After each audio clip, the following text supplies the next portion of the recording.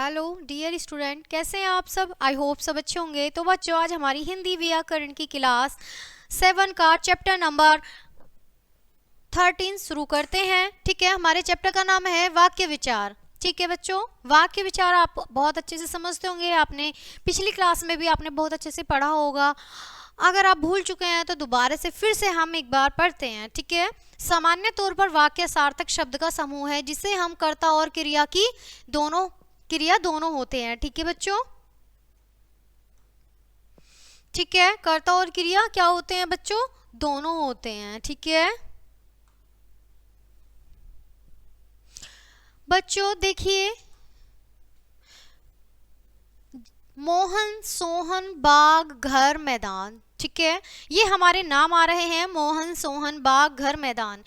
यह एक शब्द समूह है, पर क्रियापद एक भी नहीं है। ठीक है, अतएव इसे हम वाक्य नहीं कह सकते। इसी प्रकार खाता है, रोता है, पढ़ता है, नाचता है आदि क्रिया पदों के समूह को भी हम वाक्य नहीं कह सकते। वाक्य उसी शब्द समूह को कहेंगे जब उसमें क्रिया, विधेय और कर्ता उद्देश्य दोनों होंगे। जैसे मोहन खेलता है, ठीक है, इसमें मोहन कर्ता के रूप में है और खेलता है क्रिया। इस वाक्य से पूरा अर्थबोधक होता है, अतः यह एक वाक्य है। ठीक है, वाक्य के अंग। अब हम बच्चों क्या पढ़ेंगे, वाक्य के अंग। ठीक है, हमारे वाक्य विचार में वाक्यों के क्या आ जाएंगे, अंग आ जाएंगे। ठीक है बच्चों, अब देखेंगे हम, आप पिछली कक्षा में जान चुके हैं कि वाक्य के दो अंग होते हैं, उद्देश्य और विधेय। ठीक है, आपने समझा था और हमने आपको समझाया था।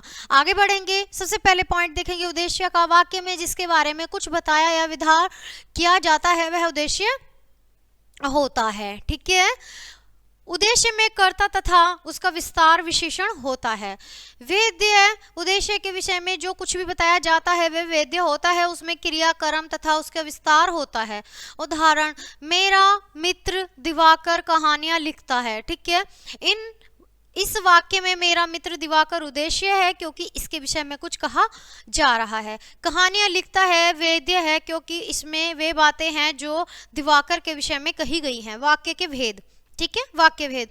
वाक्यों का वर्गीकरण मुख्य दो दृष्टियों से होता है, रचना या स्वरूप की दृष्टि से अर्थात अर्थ की दृष्टि से। एक तो रचना या स्वरूप की दृष्टि से और दूसरा अर्थ की दृष्टि से। रचना की दृष्टि से वर्गीकरण। अब बात करेंगे रचना की दृष्टि से वर्गीकरण। ठीक है बच्चा, देखेंगे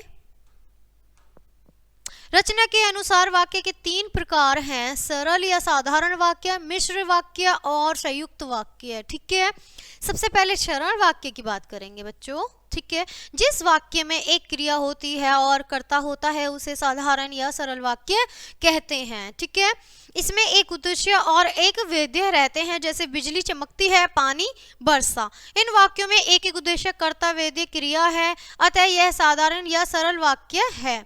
मिश्र वाक्य। ठीक है, बात करेंगे बच्चों मिश्र वाक्य की। जिस वाक्य में एक साधारण वाक्यों के अतिरिक्त उसके अधीन कोई दूसरा अंग वाक्य हो उसे मिश्र वाक्य कहते हैं। जैसे वह कौन सा मनुष्य होगा जिसने महाप्रतापी राजा भोज का नाम न सुना हो। मिश्र वाक्य के मुख्य उद्देश्य और मुख्य वेद्य से जो है। ठीक है, आगे बढ़ेंगे बच्चों। आगे देखेंगे, वाक्य बनता है उसे मुख्य अपवाक्य और दूसरे वाक्यों में आश्रित उपवाक्य कहते हैं। पिछले को मुख्य वाक्य और दूसरे को सहायक वाक्य भी कहते हैं। संयुक्त वाक्य। अब बात करेंगे बच्चों संयुक्त वाक्य की।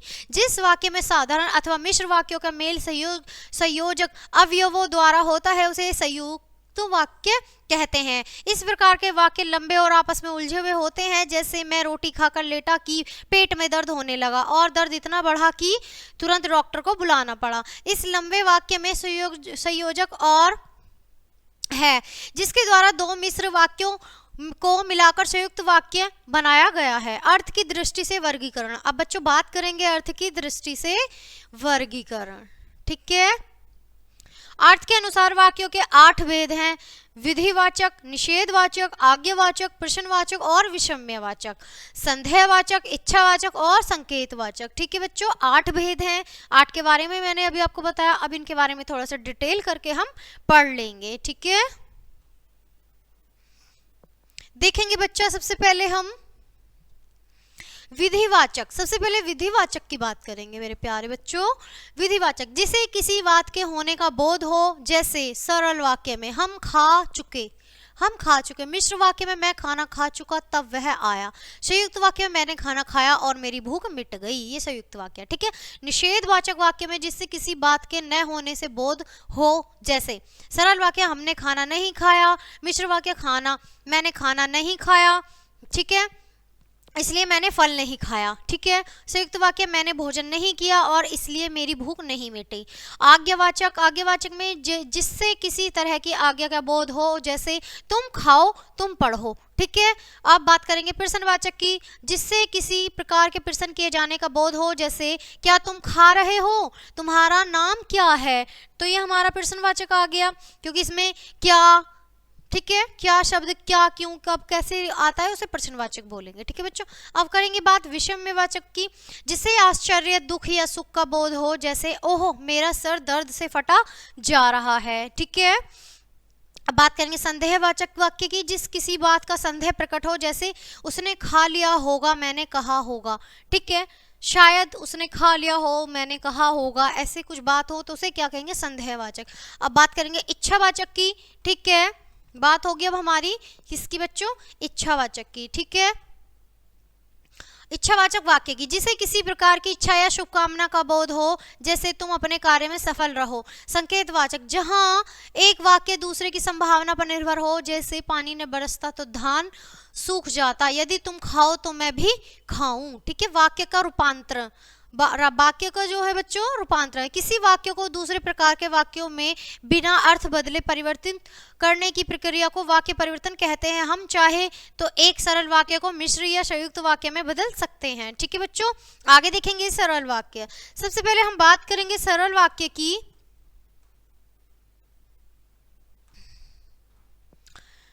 हर तरह के संकटों से घिरा रहने पर भी वह निराश नहीं हुआ, ठीक है। संयुक्त वाक्य में क्या करेंगे बच्चों हम, संकटों ने उसे हर तरह से घेरा किंतु वह निराश नहीं हुआ, ठीक है।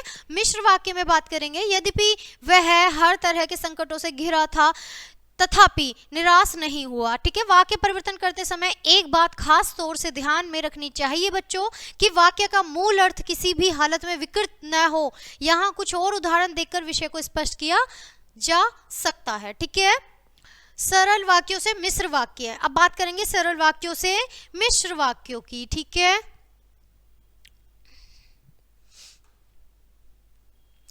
सरल वाक्य, उसने अपने मित्र का मकान खरीदा, ठीक है। मिश्र वाक्य, उसने उस मकान को खरीदा जो उसके मित्र का था, ठीक है। सरल वाक्य, अच्छे लड़के परिश्रमी होते हैं। मिश्र वाक्य, जो लड़के अच्छे होते हैं वे परिश्रमी होते हैं। सरल वाक्य, लोकप्रिय कवि का सम्मान सभी करते हैं, और मिश्र वाक्य, जो कवि लोकप्रिय होता है उसका सम्मान सभी करते हैं। अब बात करेंगे सरल वाक्य से संयुक्त वाक्य की, ठीक है। सरल वाक्य, अस्वस्थ रहने के कारण वह परीक्षा में सफल न हो सका, ठीक है। संयुक्त वाक्य, वह अस्वस्थ था और इसलिए परीक्षा में सफल न हो सका, ठीक है। सूर्योदय होने पर कोहरा जाता रहा, ठीक है। संयुक्त वाक्य है, सूर्योदय हुआ और कोहरा जाता रहा, ठीक है। सरल वाक्य, गरीब को लूटने के अतिरिक्त उसने उसकी हत्या भी कर दी। संयुक्त वाक्य है, उसने न केवल गरीब को लूटा बल्कि उसकी हत्या भी कर दी, ठीक है बच्चों। अब बात करेंगे हम अपने मिश्र वाक्य से सरल वाक्य की, ठीक है। मिश्र वाक्य से सरल वाक्य की, ठीक है। मिश्र वाक्य, उसने कहा कि मैं निर्दोष हूं। सरल वाक्य, उसने अपने को निर्दोष घोषित किया। मिश्र वाक्य, मुझे बताओ कि तुम्हारा जन्म कब और कहाँ हुआ था। सरल वाक्य, तुम मुझे अपने जन्म का समय और स्थान बताओ। मिश्र वाक्य, जो छात्र परिश्रम करेंगे उन्हें सफलता अवश्य मिलेगी। सरल वाक्य, परिश्रमी छात्र अवश्य सफल होंगे, ठीक है।